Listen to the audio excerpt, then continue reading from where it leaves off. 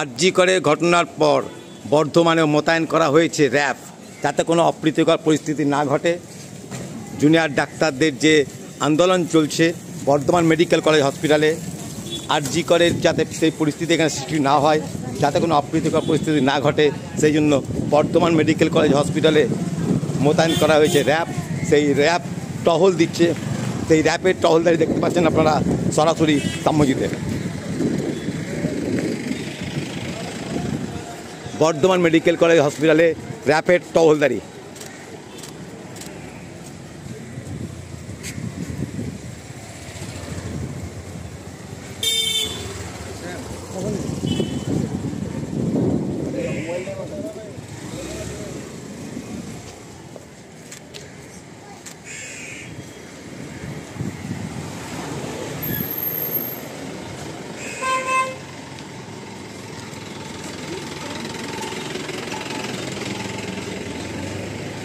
আপনারা দেখতে পাচ্ছেন গোটা মেডিকেল কলেজ হসপিটাল টহল দিচ্ছে র্যাব।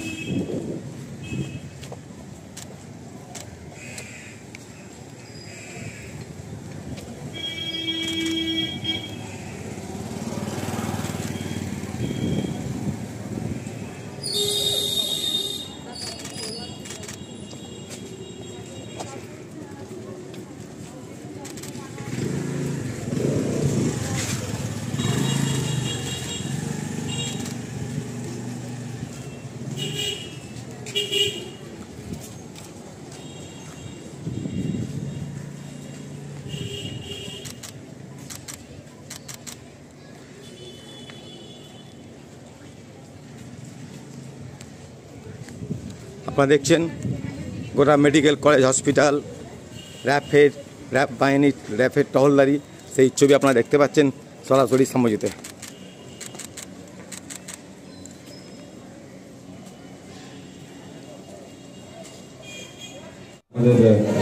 ডাক্তাররা এবং মেডিকেল স্টুডেন্টরা অনেকেই এখানে জমা হয়েছে। আমাদের জায়গার একটু অসুবিধা হচ্ছে, ওই দিকটায় যারা বসে আছো আমি রিকোয়েস্ট করছি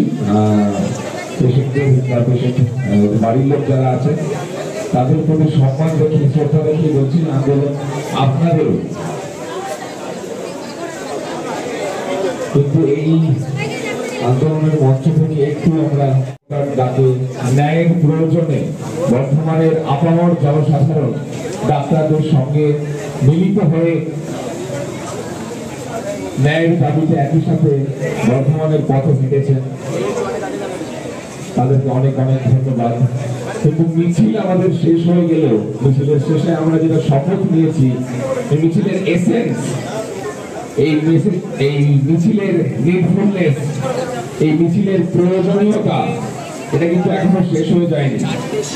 কাজে জাস্টিস, বিচার, ন্যায় যতক্ষণ না আমরা পাচ্ছি আমাদের এই মুভমেন্ট কিন্তু উইল গো অন।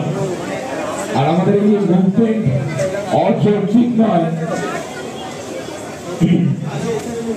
ইউনি নয়, তার প্রমাণস্বরূপ, তার সার্টিফিকেট স্বরূপ যদি আমরা দেখি যে এই মুভমেন্ট কিন্তু আজকে বর্তমানে পশ্চিমবঙ্গে কিন্তু ভারতবর্ষেও সীমাবদ্ধ নেই, সেটা ছাড়িয়ে এর ব্যাপ্তি সারা পৃথিবীব্যাপী হয়ে গেছে।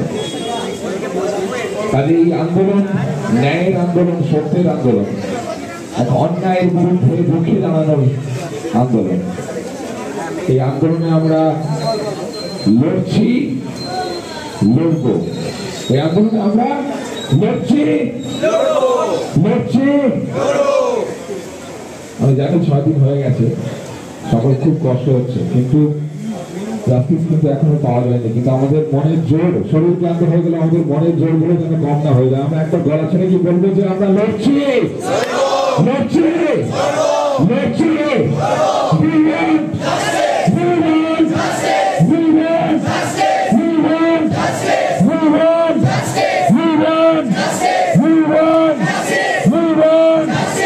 Thank you.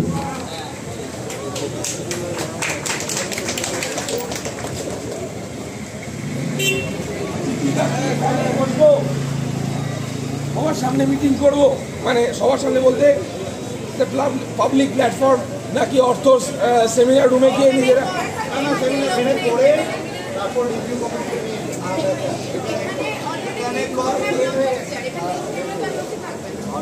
না এটা কোনো কথা নয়, এটা আমরা নিজেদেরকে প্রমিস করে, ঠিক আছে, এটা প্র্যাকটিক্যাল একটা কথা বলা হচ্ছে। কালকে দাদা আমরা বলতে আপনাদের কি কি কর্মসূচি, আমাদের কি কি কর্মসূচি, আজকে কি কর্মসূচি করছেন আজকে আপনারা?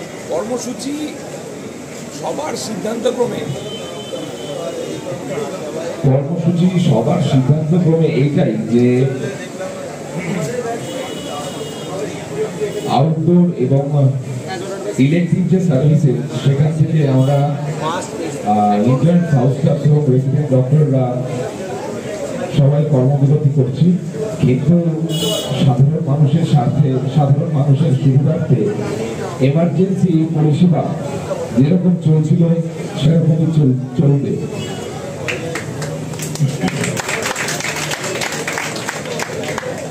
আর এই আন্দোলনে যেহেতু সাধারণ মানুষরাও আমাদের পাশে আছেন, তারাও ন্যায় চান, তারাও সুবিচার চান, তাই সকলের কথা মাথায় রেখে আমরা সকলে মিলেই এই সিদ্ধান্তে আপাতত রয়েছে যে এমার্জেন্সি সার্ভিসে যেরকম চলছিল সেরকম চলবে। বাকি কর্মবিরতি যেমন চলবে, বাকি আউটডোর এবং ইলেকট্রিক সার্ভিসেস যা ছিল সেখান থেকে আমরা রেসিডেন্ট ডক্টররা কর্মবিরতি নিয়েছি, কিন্তু আমাদের স্যারেরা, এক্সপেরিয়েন্স স্যারেরা তারা কিন্তু আউটডোর পরিষেবা অব্যাহত রেখেছে। আপনাদের জন্য আজকে প্রথম দেখা গেল যে আর র্যাফ বাহিনী দেওয়া হয়েছে, কারণ র্যাফ মোতায়েন করা হয়েছে আজকে বর্ধমান মেডিকেল কলেজ হসপিটালে। যতক্ষণ না কোনো ঘটনা ঘটছে সেই ঘটনার ঘনঘটা